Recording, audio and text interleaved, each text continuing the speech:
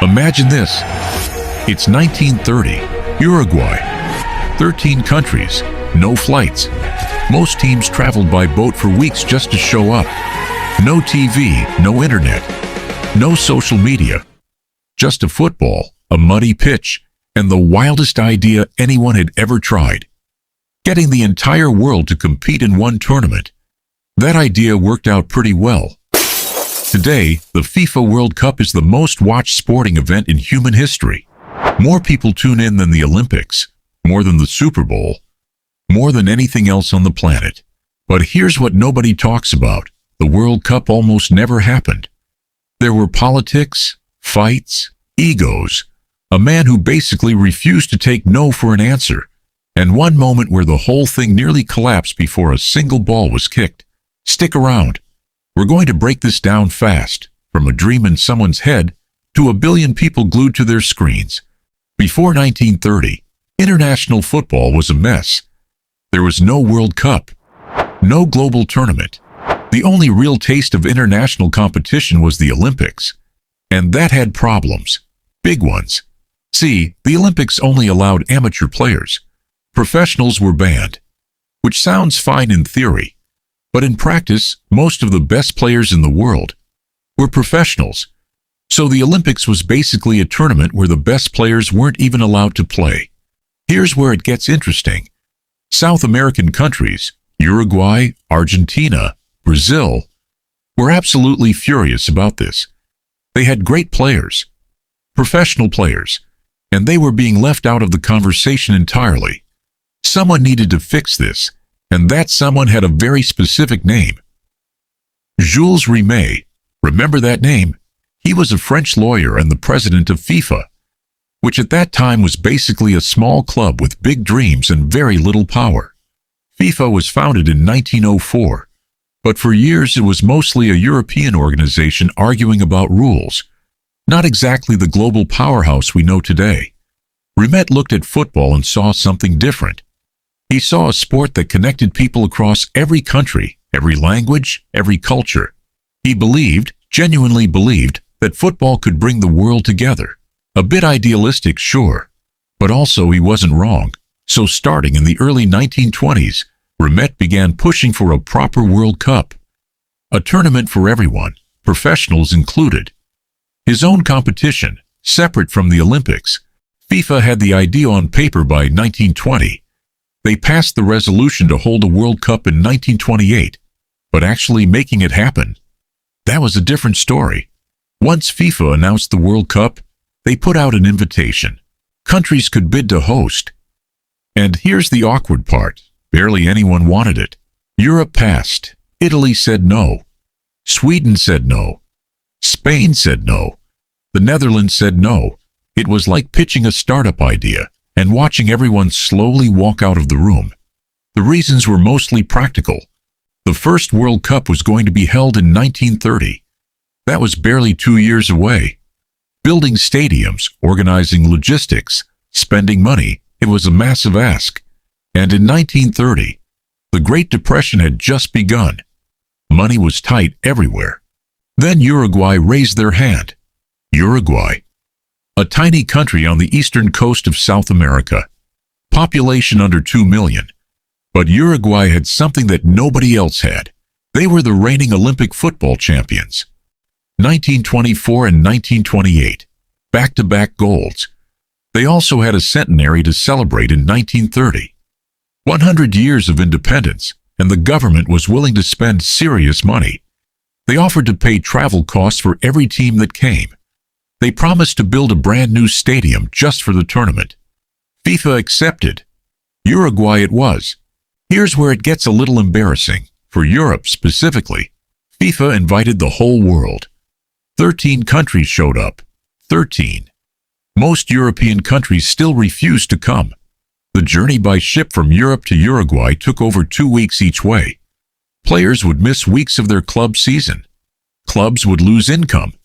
Nobody wanted to deal with it. Jules Rimet was furious. He personally pressured European football associations. He basically begged. And in the end, 4 European teams agreed to come: France, Belgium, Romania, and Yugoslavia. Romania's king, King Carol II, personally selected the squad and gave the players job guarantees so they wouldn't get fired for leaving work to play football. That's commitment. Imagine your boss also being the king and personally booking your flights. The rest of the field was South American. And honestly, the South Americans were probably the best teams in the world at that point anyway. July 13, 1930. 2 matches. The World Cup officially began. France beat Mexico 4-1. The United States beat Belgium 3-0. Nobody really noticed at the time, but those were the first World Cup matches ever played. The tournament ran as a group stage followed by semi-finals. 4 groups, 4 group winners, then semi-finals and a final. Simple structure, no VR, no goal line technology, just football and some very questionable refereeing decisions. The hosts, Uruguay, cruised through their group. They were the favorites, and they played like it. The final came down to Uruguay versus Argentina. Their neighbors, their rivals. A match that made an entire region of the world hold its breath. The final was played on July 30, 1930, in front of an estimated 68,000 people at the newly built Estadio Centenario in Montevideo. Argentina actually led at halftime 2-1. Uruguay came back in the second half and won 4-2. Uruguay were champions. The streets of Montevideo erupted. Argentina was devastated. In Buenos Aires, the Uruguayan consulate was attacked by an angry mob. People were throwing rocks. Football was already emotional business. After that first one, FIFA wanted to make the World Cup a permanent thing, every 4 years. Rotating hosts. The 1934 World Cup went to Italy. The 1938 World Cup went to France. The tournament was growing, getting more competitive. More countries were sending teams. Then, World War II. The entire planet basically stopped what it was doing between 1939 and 1945. There was no 1942 World Cup. No 1946 World Cup. Football went quiet while the world burned.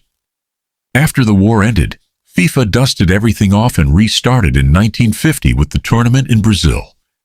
England entered for the first time and promptly lost to the United States in one of the biggest upsets in football history. England, the country that invented the sport. Beaten by the Americans. The football world was shaking its head. The World Cup had officially become unpredictable, which, if you think about it, is exactly what makes it great. From the 1950s onward, the World Cup just kept getting bigger. 1954, West Germany. The miracle of Bern. West Germany shocked Hungary in the final. One of the greatest upsets of that era. 1958, Sweden. A 17-year-old kid from Brazil explodes onto the world stage. His name was Pelé. He scored 6 goals, including 2 in the final. He cried after Brazil won. The entire planet fell in love with him. Nobody talks about any other player from that tournament anymore. 1966, England hosts and wins on home soil. The one and only time England has ever won it, which they will remind you of constantly. 1970, Brazil and Mexico. Pelé's 3rd World Cup. Brazil wins in style and keeps the Jules Rimet trophy permanently. The original golden trophy that had been awarded since 1930. They earned it.